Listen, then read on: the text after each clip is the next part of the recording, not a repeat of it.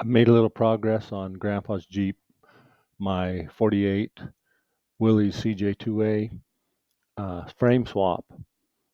We got the new winch mount bumper installed on the new frame, and also I took the drivetrain and the old frame rolling chassis up to my cousin's house. He has a steam cleaner. We cleaned it off, and he also helped me with some welding on the grill and straightening out one of the fenders a little bit. Here's Sammy Sievert, the designer and builder of my winch bumper, burning it in now on my new frame.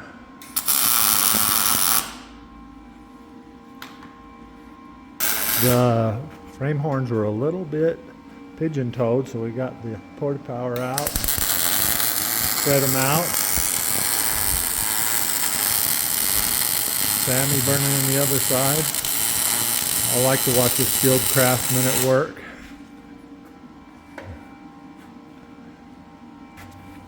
Okay, Sammy's gone. I just wanted to show you this amazing bumper that he made. It's a winch mount bumper, so it's got the holes here to mount the winch. He did this for me, Grandpa's Jeep, and his welds are awesome and amazing.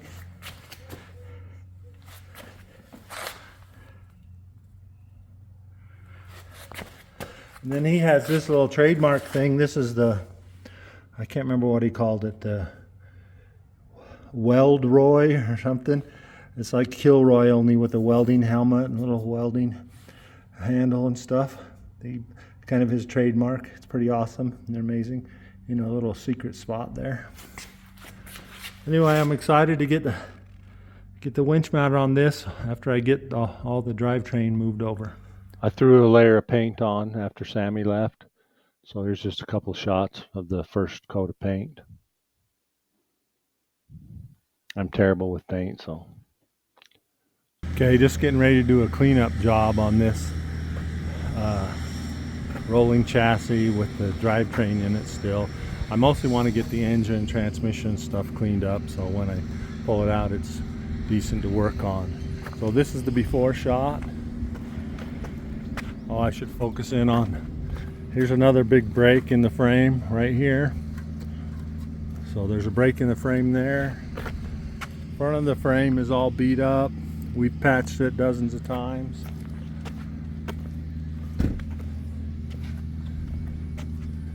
It's all messed up here.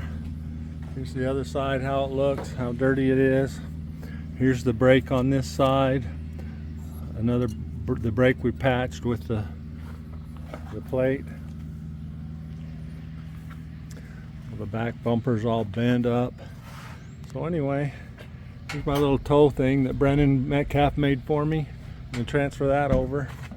There's the before shot.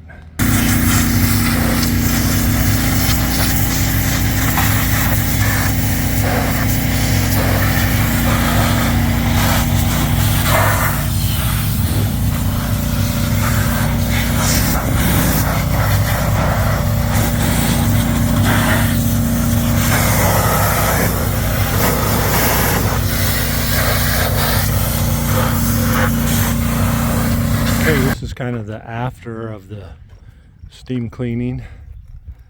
Got the transmission all cleaned off. There's still a little bit that I missed when I was spraying.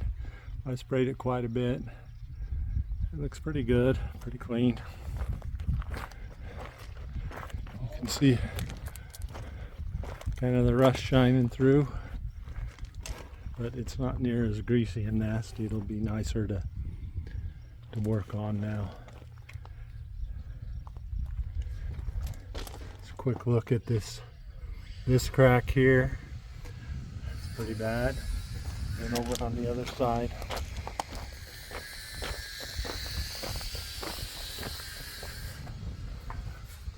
There's the other crack. Once again, the original brake that we fixed with all these bolts and the plate behind it. Cousin Dawn is helping me repair these flange here where the grill sits on the frame. There's a hole right here that goes right here. This was all broken off and gone, and he's helped me repair that. We'll get another hole drilled in it. He's working on this side right now, cutting that old metal out and filling in the new metal. This is Don finishing up the final dressage on the corner flanges for the drill that he's helped me patch up. They were both real broken up, and one of them was totally missing. Just finishing it off with final look. Looks pretty good. This one looks pretty good too. Good enough for the girls these days. Loving it, yep. This is redneck Fender flattening for a flat fender. Yeah. Did you catch that? Yeah, I got it.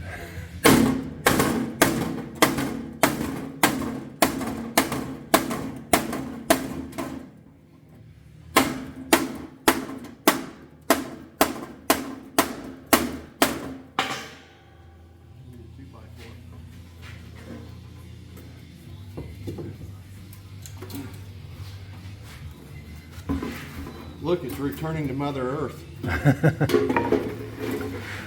That's Moab mud right there. And then we keep it, right? Yeah.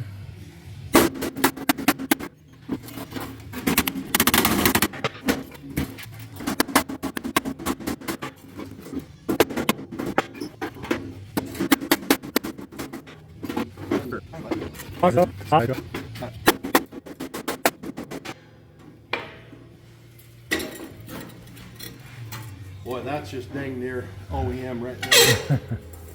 Well, after getting everything cleaned up and doing a little welding with Don on the grill, brought it back home, got the engine and transmission transfer case out. They're just hanging now.